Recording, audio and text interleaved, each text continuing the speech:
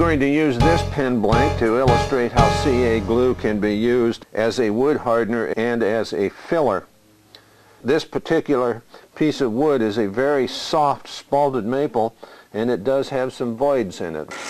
I have sanded that with 150 grit.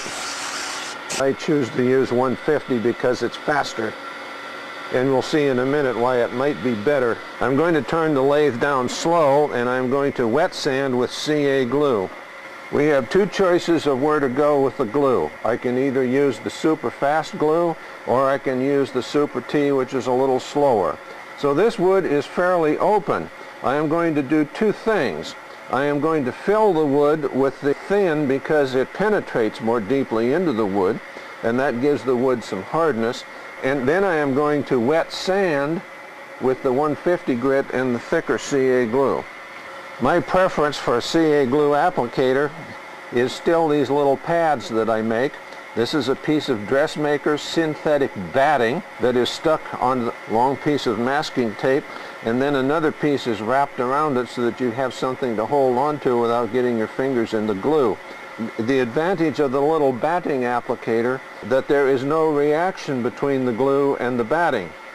There is a reaction between glue and the cellulose fiber that's in a paper towel. The cellulose in the paper towel acts as a mild accelerator for the glue, and we will take advantage of that later. I am going to apply something on the order of 6 drops of glue.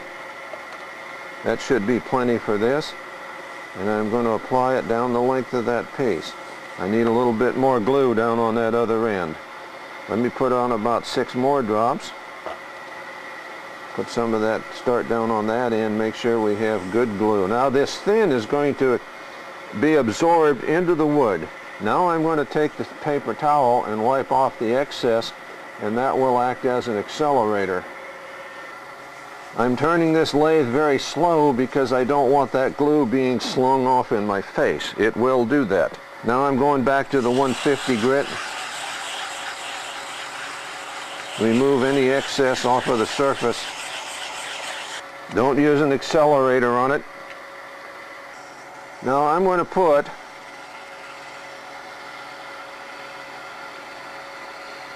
about 6 drops on there.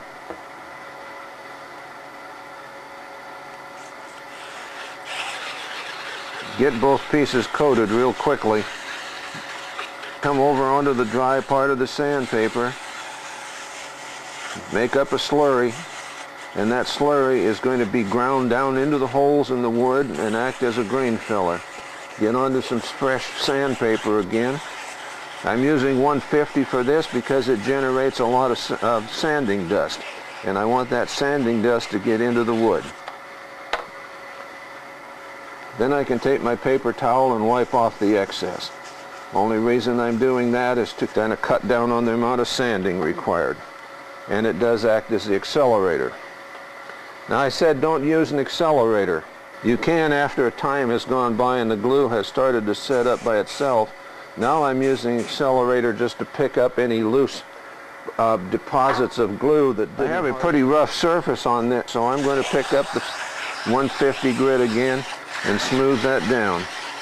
If you don't like to do it by the wraparound method, you can do it this way. And now we have a piece of wood that has been filled with CA glue, and it's been sealed. We can go on up now and sand it through the 12,000 micro mesh or 2,000 grit on the sandpaper, whichever we choose to use, and then put on any finish of our choice. The finish I am going to put on this particular piece is CA glue.